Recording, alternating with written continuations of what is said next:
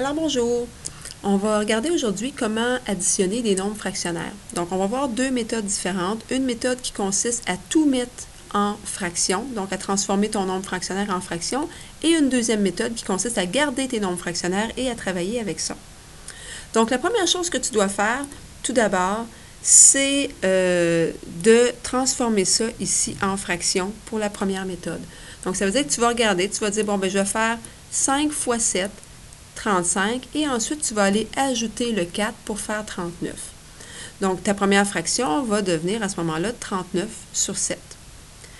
Ta deuxième fraction, bien là tu vas aller voir ton deuxième nombre fractionnaire, tu as un 4 et un 5 ici, en faisant 4 fois 5 et ensuite en allant additionner ce qu'il y a au numérateur, ça va te donner 23, donc tu auras 23 cinquièmes pour ta deuxième fraction.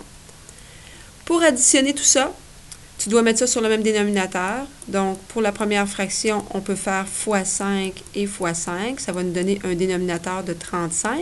Ce qui veut dire qu'à la deuxième fraction, on fera fois 7 et fois 7 encore. Donc, j'ai déjà fait les calculs préalablement pour pas que ce soit trop long, là. Le 39 fois 5 nous donnait 195 et la fraction est sur 35. Et pour la deuxième fraction, 23 fois 7 qui nous donnait 161 sur 35.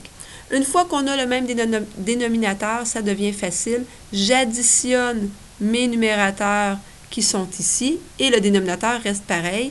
Donc, mon résultat sera de 356 sur 35. J'ai le choix de laisser la fraction comme ça. C'est possible, c'est correct. Mais si tu aimes mieux, tu peux aussi aller la mettre en nombre fractionnaire. Donc, si je regarde 35 rentre combien de fois dans 356? Il va rentrer 10 fois. Et combien qu'il va m'en rester? Bien, si j'enlève 10 fois 35, autrement dit, si j'enlève 350 de mon numérateur ici, donc j'enlève 350, il va m'en rester 6.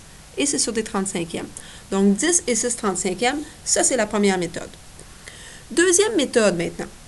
Cette méthode-là, on va garder nos nombres fractionnaires, mais on va commencer par aller voir quels sont les entiers, quelles sont les fractions. Donc, j'ai mis en vert les nombres entiers et en espèce de rose les fractions. Donc, je peux aller associer mes nombres entiers ensemble et j'irai associer ensuite mes fractions. Ce qui veut dire que je vais avoir 5 plus 4, donc en additionnant mes deux entiers, et ensuite j'additionne mes deux fractions ensemble. Donc, 5 plus 4 qui me donne 9. Je m'en vais voir ensuite mes fractions ici. Si je les additionne, eh bien là, je dois les mettre sur un même dénominateur comme on a fait tantôt. Donc, je refais mon fois 5 ici et ici, sauf que cette fois-ci, c'est beaucoup plus facile à calculer. Donc, tantôt, 39 fois 7, c'était pas évident. Fois 5, excusez. Mais ici, le 4 fois 5, 20, je peux le faire mentalement. Et avec le 3, je vais le multiplier 7. Et multiplier aussi 7 à mon 5. Donc, ça, c'est des calculs que je pouvais faire mentalement. Ce que je n'aurais pas pu faire ici mentalement, là, donc de passer de 39 à 195, je ne l'ai pas fait mentalement. Donc, pour mes fractions, si on les met sur le même dénominateur, c'est ce que ça me donne. Donc, je vais avoir 20 35e et 21 35e.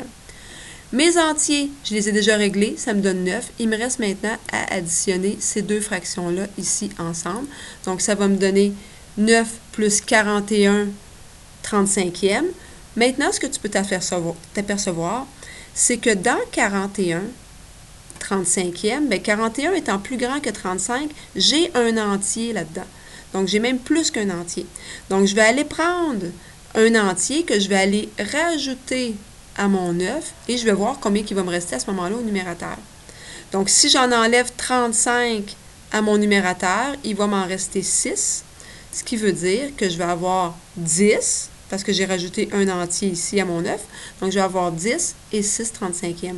Donc, j'ai exactement le même résultat. Les deux façons fonctionnent, c'est à voir, toi, quelle façon tu aimes mieux utiliser.